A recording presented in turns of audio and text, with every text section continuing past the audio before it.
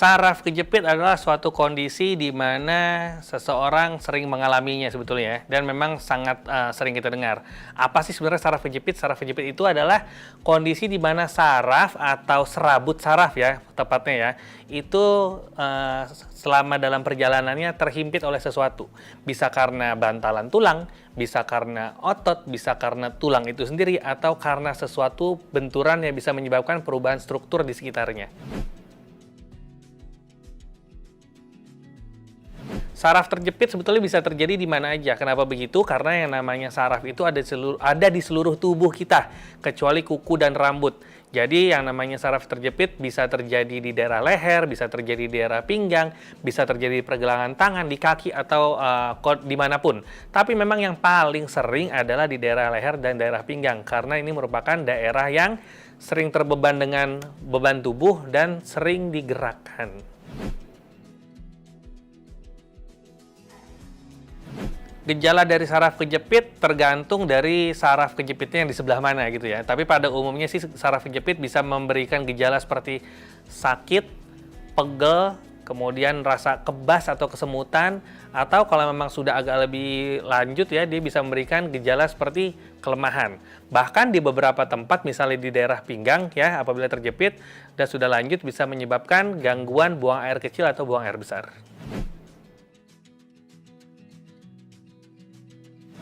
Penyebab saraf terjepit ada banyak. Mungkin selama ini kita beranggapan bahwa saraf terjepit hanya terjadi pada benturan, misalnya jatuh, duduk, atau seperti itu ya.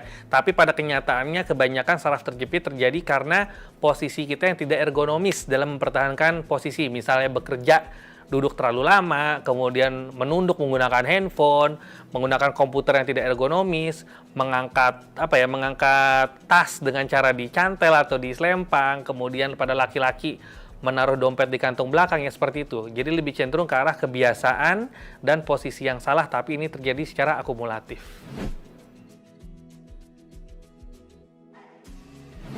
Untuk pencegahan saraf terjepit, yang pertama adalah kita harus mempertahankan posisi tubuh seergonomis mungkin.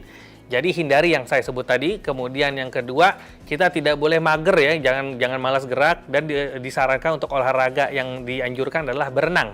Kemudian yang ketiga, harus menjaga berat badan. Karena kenapa? Berat badan ini berpengaruh terhadap beban yang dibebankan terhadap tulang dan saraf.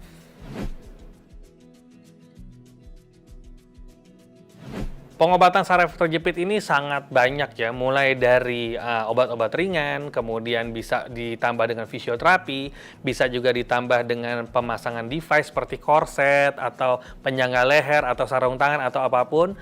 Bisa juga dilakukan terapi intervensi nyeri ya, atau kalau memang sudah lanjut dan sesuai indikasi bisa dilakukan operasi. Tapi apapun itu, penyebabnya yang harus dihindari, karena apabila pengobatan sudah dilakukan tapi penyebabnya tidak dihindari, maka saraf terjepit bisa berulang. Mungkin apabila selama ini beranggapan bahwa saraf terjepit hanya dilakukan operasi secara dibuka atau dibelek ya, tapi kenyataannya dengan kemajuan teknologi kedokteran, banyak terapi-terapi intervensi yang kita sebut namanya minimal invasive surgery, artinya kita bisa melakukan repair atau perbaikan kondisi saraf tersebut tanpa harus membuka menggunakan pisau. Keuntungannya apa? Keuntungannya adalah lebih cepat, lebih akurat, lebih aman, dan tentunya penyembuhannya jauh lebih cepat. Ya, kalau akupuntur sendiri sebetulnya itu adalah suatu pengobatan timur yang sebetulnya tidak bertentangan dengan pengobatan barat atau kedokteran modern. Akupuntur di sini gunanya untuk memblok titik-titik reseptor nyeri, dan apakah bisa memperbaiki saraf terjepit? Memperbaiki sih tidak, tapi untuk mengurangi gejala bisa. Jadi silahkan saja, tapi harus dilakukan oleh ahli akupuntur atau seorang dokter yang mendalami akupuntur. Demikian penjelasan tentang saraf terjepit. Saya Dr. Ziki Ombana. Sampai jumpa di episode selanjutnya.